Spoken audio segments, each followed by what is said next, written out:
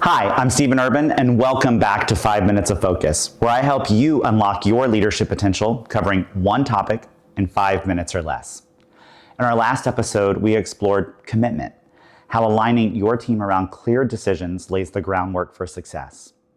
Today, we're going to be diving into the toughest of Patrick Lencioni's 5 behaviors, and that is accountability. Holding one another accountable, it can be uncomfortable, but it's essential for high-performing teams.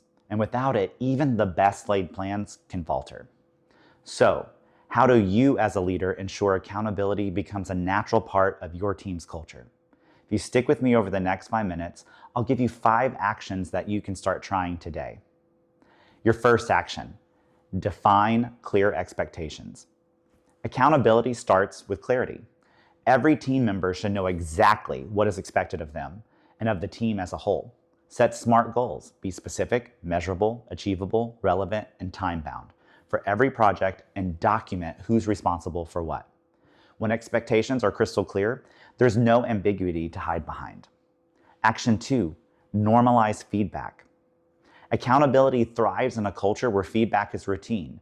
Encourage your team members to give and receive feedback regularly, not just from you as a leader, but from one another.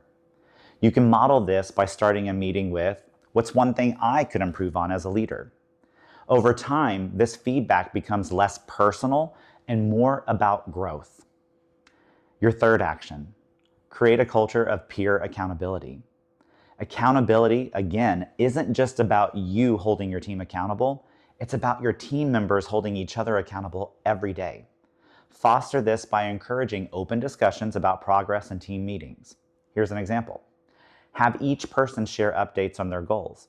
If someone is struggling, have the team come up with ideas on how to help so they do not miss the overall deadline. This simple action creates shared responsibility and reinforces that the team is in this together. Your fourth action, celebrate wins and address misses. When accountability is paired with recognition, it feels constructive rather than punitive. When you celebrate successes publicly to show that meeting commitments matters, it starts to sink into the team. At the same time, address misses in a way that encourages learning. Instead of focusing on blame, ask, what can we do differently next time to stay on track? This approach builds trust and ensures the team moves forward. Your fifth and final action, use tools to track progress. Sometimes it's easier to stay accountable with the right tools. Use project management software, shared dashboards, or simple checklists to track tasks and deadlines. When everyone can see what's been done and what hasn't, it's easier to stay on top of commitments without constant micromanagement. It's now time to think about how you can practice this in the real world. So here's your challenge.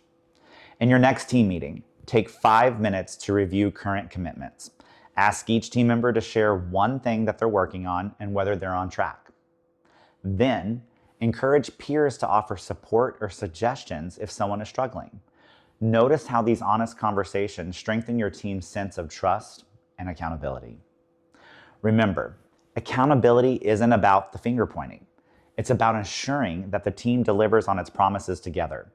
It is tough, but it's also the behavior that takes teams from good to great. If you found this helpful, check out my other videos on trust, conflict, and commitment. Like and subscribe to my channel for more insights from 5 Minutes of Focus.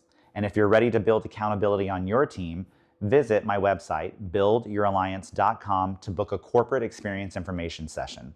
And we can discuss facilitating a 5 behaviors workshop with your team. Thanks for watching, and remember, stay focused on your commitments.